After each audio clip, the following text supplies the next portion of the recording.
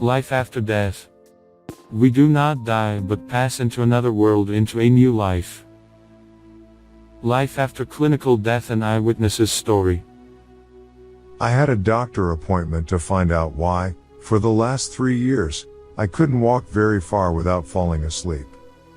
Any physical exertion was exhausting. After performing dye tests, the doctor was amazed that I was alive since 85% of one artery and 95% of the other main heart artery were both occluded.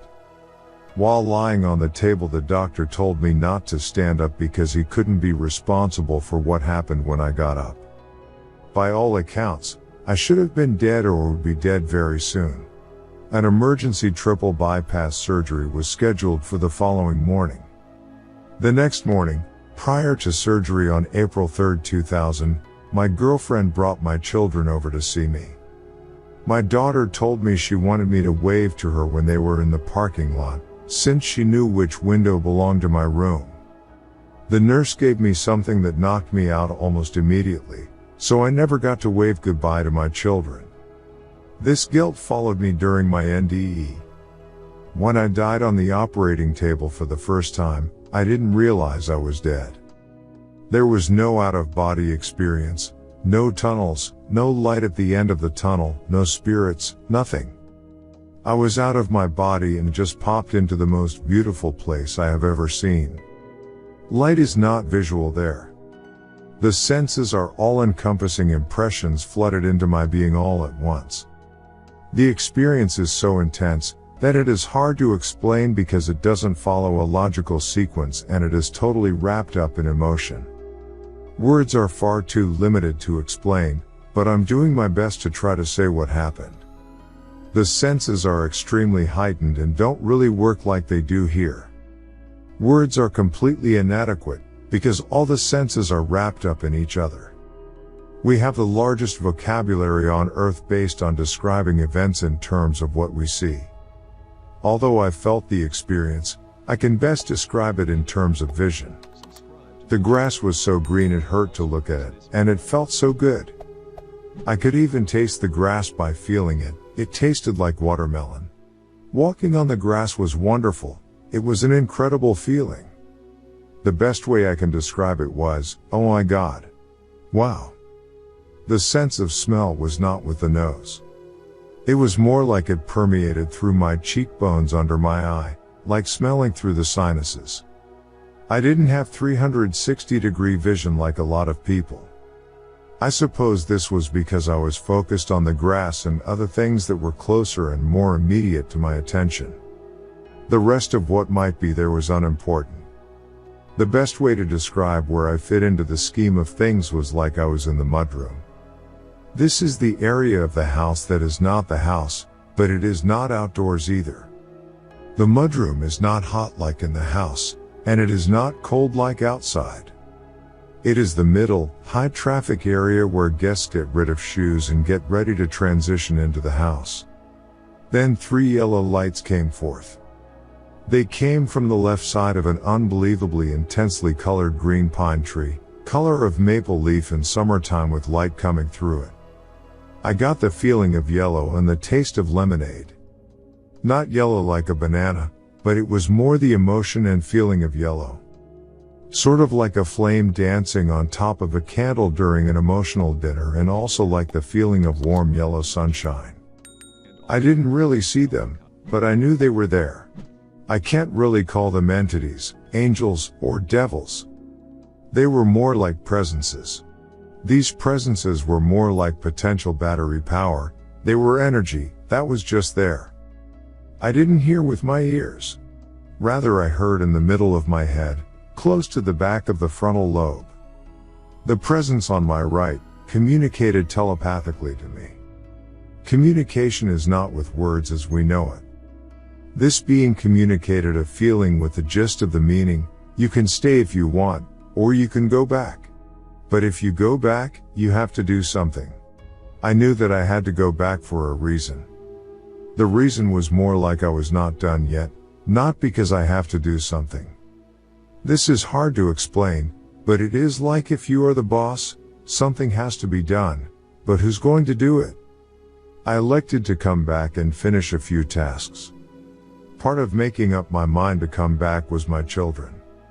As happy as I was over there, I got uncontrollably sad. I remembered that I didn't say goodbye to my children. I needed to go back to say goodbye. Then I popped back into my body. Ugh. I could see the rib splitters and heard some guy yelling. I saw the suction device sucking the blood from the chest cavity. I felt my left arm and leg on fire where they took the veins used for the bypass surgery on the heart.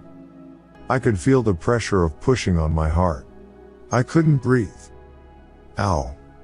It hurt. And pop, I was back on the other side. Again, there were no tunnels and no spirits. It was just pop, and I was back there.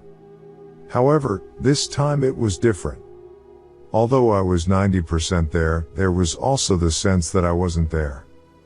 The experience was almost the same as the first time, but it was about 10% less intense than the first time. The second time I didn't get greeted at the door, not let into the mudroom. I was overjoyed to recognize Meme, my grandmother. She looked like pictures I had seen in the photo album the day before she got married. She was young, healthy, and vibrant. She has always been very special to me as she was the only one who truly loved me for me. I didn't have to do anything. She just loved me because I was born. One of the first things to occur to me was to ask why I was here. Meme was highly religious, and I was not. I was wondering why we were both in the same place. Then Meme communicated to me, "Billy, you can't come in. You can't stay, you have to go back." I objected because it hurt so bad to be in my body. She told me she'd go back with me, but I couldn't stay. I wanted to hug her, but couldn't. It was like she was in a soap bubble. I could feel the hug, but knew she didn't physically hug me. It was like the saying that a hug is 10% physical, and 90% everything else. To my amazement, I popped back in my body and it didn't hurt. What I saw in the operating room was a light above the operating room lights. It was much brighter than the operating lights. I knew it was Meme. She made my arm fly up and hit the doctor. I heard, "He's back." So they renewed their efforts to resuscitate me and finish the operation. Meme blocked the pain, like she took it. I was aware that she was smiling at me. During the recovery it was really hard. I was so depressed. All I could see was a person who had physically wasted away. I so desperately did not want to be here on the one hand, but on the other hand, I really wanted to be with my children. I knew that I would stay for them. After my healing, I knew that my mission was to work with children. I knew I needed to open another Dungeons and Dragons den. In June 2002, I felt touched. I had had enough of the family gathering and went to get pizza from a place I had never been to. What I saw was the empty store across from the pizza place. I said no way. My rational mind was saying that the town was too small and could not support a den. But, here it was. There were at least 40 children on the right, and 30 children on the left of the empty store. I knew this was where I would build the den that was part of my reason for coming back to Earth. The next day, I rented the space, and on June 22, 2002, on the summer solstice, Cody's Castle was open. About a week after I talked about my experience for the first time and started to integrate my NDE with my current reality, I had the most amazing experience. I was on the computer in a chat room on Friday, at 2:30 in the morning. I normally ignore pop-up windows because they always want you to go to a porn site.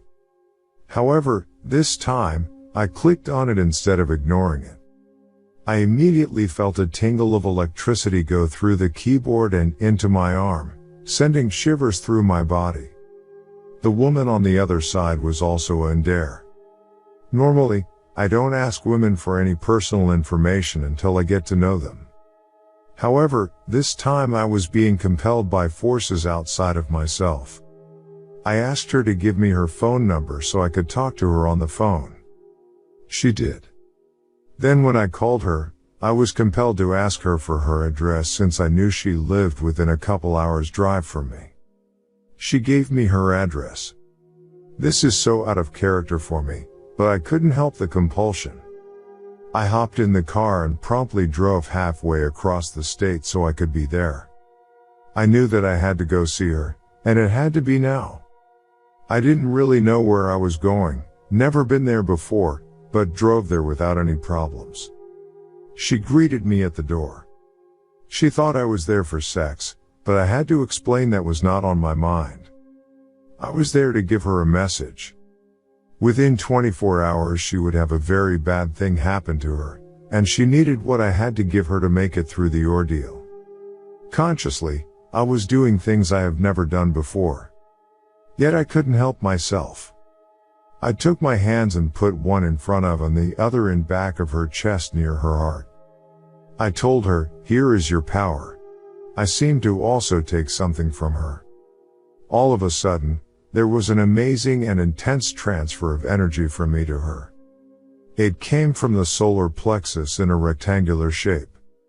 The energy was like wind from a fan that came from me and into her. It made my hair stand up on end and goosebumps all over my arms.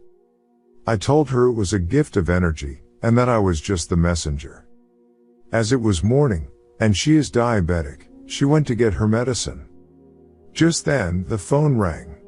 We both knew, that's it. The news was about to break. She picked up the phone and started to cry. Her mother was in intensive care. She asked me to take her to the hospital since her mother was in a coma. I told her that I could not take her, since this was part of her task that she had to do on her own. I knew then that her mother had sent me to give her the gift of energy and to be with her daughter when she got the news. After she hung up the phone, she went to take her insulin. I got a surge of energy that shot from me to her that froze her like when a deer sees the headlights of an oncoming car. She was frozen for about 10 heartbeats. Then she slowly turned to face me. She had filled the insulin syringe and had intended to kill herself with an insulin overdose. I told her that she now carried the gift. She could not do that now. At that moment, it was like an energy shield surrounded her. It swirled around her like an upside-down tornado. It was like she had a sense of renewed strength and purpose. She grabbed her clothes and got ready like she was going into battle. It was amazing to watch the transformation. On the way home, I was exhausted from lack of sleep for several days. I recalled the time of the transfer of power. It was like I was revitalized. I drove home feeling like I had slept for hours. See also other interesting videos about life after death on our channel.